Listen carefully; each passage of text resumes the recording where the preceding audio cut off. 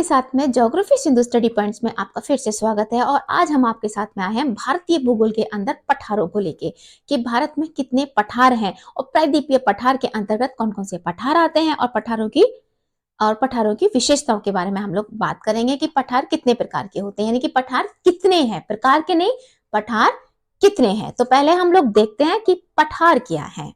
तो पठार जो है ऊंचाई पर स्थित, यानी कि पठार की एक छोटी सी नॉर्मल सी डेफिनेशन इसे कह सकते हैं कि ऊंचाई पर स्थित फैली हुई समतल भूमि, यानी कि ऊंचाई पर स्थित फैली हुई समतल भूमि को हम लोग क्या कहते हैं, पठार कहते हैं।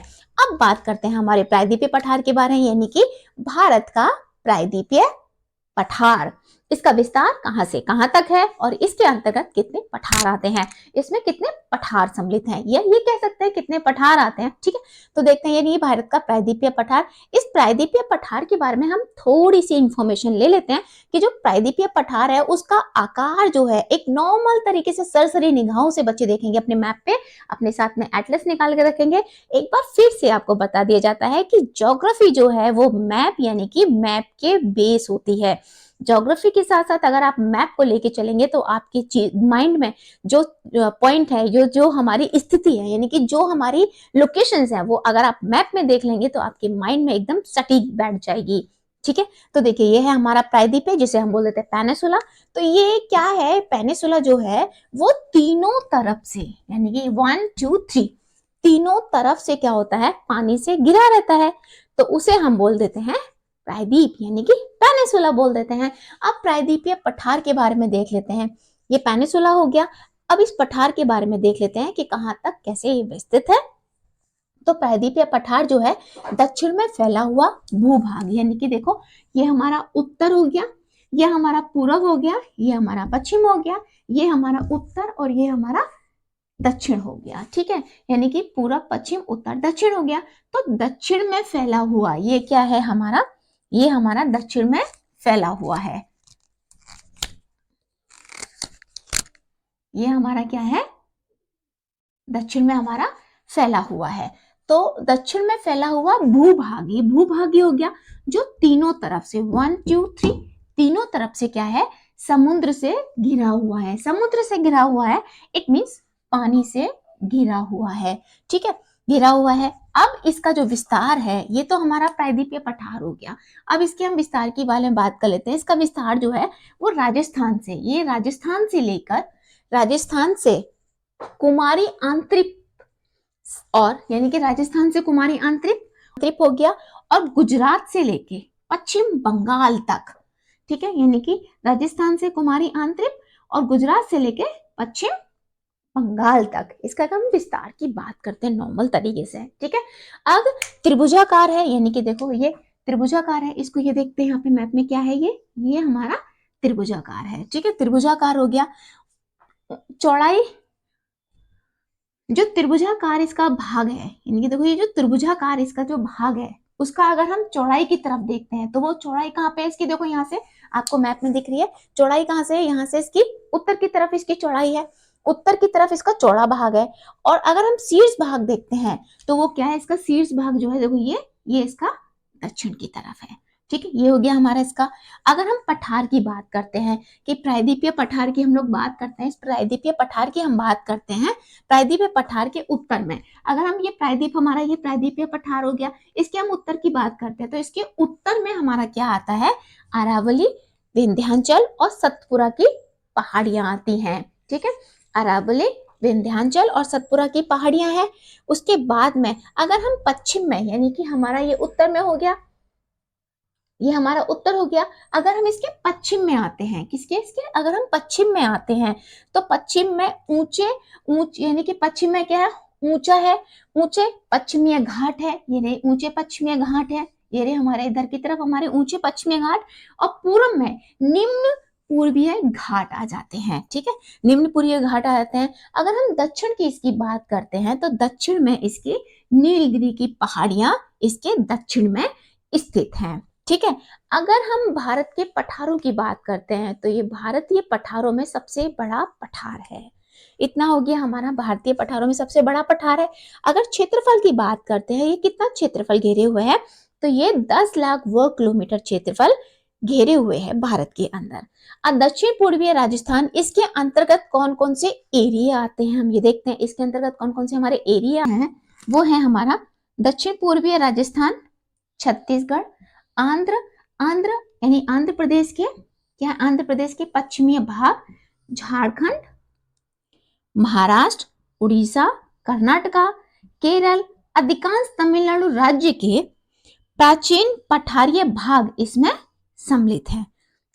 इसके अगर हम विस्तार की बात करते हैं, इसका जो विस्तार है उसकी हम बात करते हैं, तो दक्षिण पूर्वी राजस्थान, छत्तीसगढ़, आंध्र प्रदेश के पश्चिमी भाग, झारखंड, महाराष्ट्र, उड़ीसा, कर्नाटका, केरल, अधिकांश तमिलनाडु राज्य के प्राचीन पठारीय भाग इसमें क्या है, सम्मिलित है।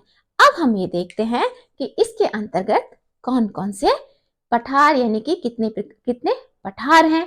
हम उन पठारों को एक बार देख लेते हैं और फिर डिटेल में उन पठारों के बारे में हम लोग जानकारी। द्वीपीय भारत, प्राचीनतम कठोर चट्टानों का बना हुआ भूभाग, यानी कि प्रायद्वीपीय भारत प्राचीनतम चट्टानों द्वारा बना हुआ भूभाग, कठोर चट्टानों का बना हुआ भूभाग जिसका क्षरण अपक्षय एवं अपर्दन की क्रियाओं द्वारा निरंतर हो रहा है, ठीक है, जिसके कारण संपूर्ण पठारीय भाग अनेक छोटे छोटे पठारों में क्या हो गया है, विभाजित हो गया है। और वही हमारे छोटे छोटे पठार क्या है, हम उनके बारे में देखते हैं। इसके अंतर्गत वो छोटे छोटे से हमारे पठार कौन से हो जाते हैं हुए, तो देखो कर्नाटका का पठार, तेलंगाना का पठार, विदर्भ का पठार, मैकाल पठार, छोटा नागपुर पठार, छत्तीसगढ़ पठार, दंडकारम पठार और पोतवार पठार, ये हमारे इसके अंतर्गत आने वाले पठार हैं जिनको हम अच्छे से डिटेल से हम लोग पढ़ेंगे और एग्जाम की तैयारी अच्छे से करेंगे। तो हम लोग सबसे पहले देखते हैं हमारा कर्नाटका का पठार, कि कर्नाटका का जो पठार है वो हमारा कैसा पठार है, उसमें फसलें, उसमें पाए जाने वाले खनिज तत्व, उसमें हमारे कौन से खनिज पाए जाते हैं, उसमें हमारे किस तरीके के पेड़ पौधे हैं, यानी कि फसलें हमारी किस तरीके की है और कैसा ये पठार है, इसका विस्तार कैसा है, इसके बारे में, और नदियां कौन कौन सी हैं इसमें, तो वो हम सारी जानकारी इसमें कर्नाटका के पठार में अभी हम लोग देखते हैं। स्टार्ट करते हैं हमारा कर्नाटका का पठार। चलिए हम लोग देखते हैं अपने कर्नाटका के पठार के बारे में कि कर्नाटका का पठार है, तो ये है हमारा कर्नाटका का पठार। कर्नाटका का जो पठार है वो हमारे कर्नाटका के राज्य में पड़ता है। कर्नाटका का पठार है तो कर्नाटका के राज्य में ही ये पठार पड़ेगा। अब इसका नामांकन क्या है, इसका जो नामांकन है वो कर्नाड है, यानी कि इसके नामकरण को देखते हैं तो कर्नाड नाम से कर्नाटका का पठार, तो कर्नाड और कर्नाड का अगर हम अर्थ देखते हैं तो काली मिट्टी की भूमि, तो जो नामकरण है वो कर्नाड है और इसका जो पर्पस है वो क्या है, काली मिट्टी की भूमि, ठीक है, इतना हो गया हमारा।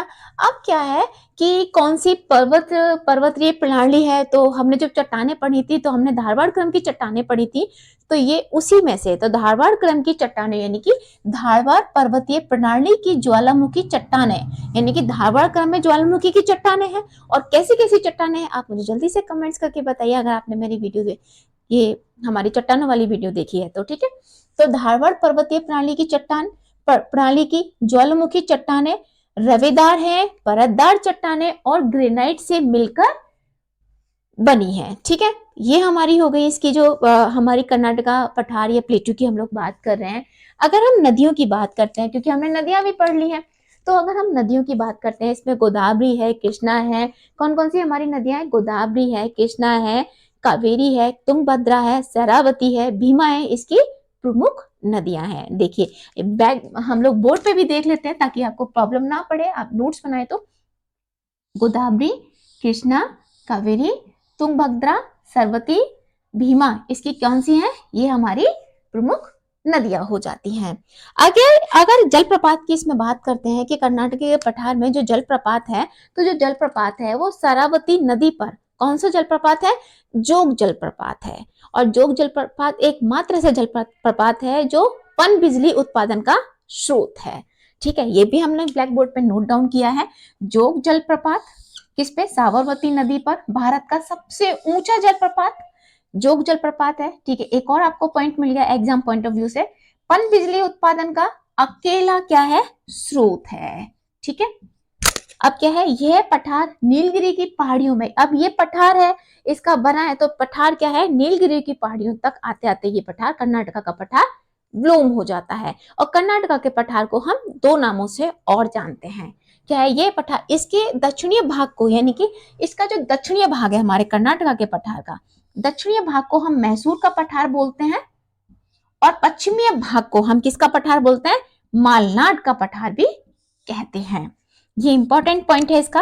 अब क्या, दक्षिण भारत का उच्चतम पठार है, यानी कि दक्षिण भारत का कैसा है, ये उच्चतम पठार है, उच्च पठार के उसमें क्रम में आता है। ठीक है, अब यहाँ से क्या होता है, यहाँ से चंदन की लकड़ियों का भी निर्यात होता है।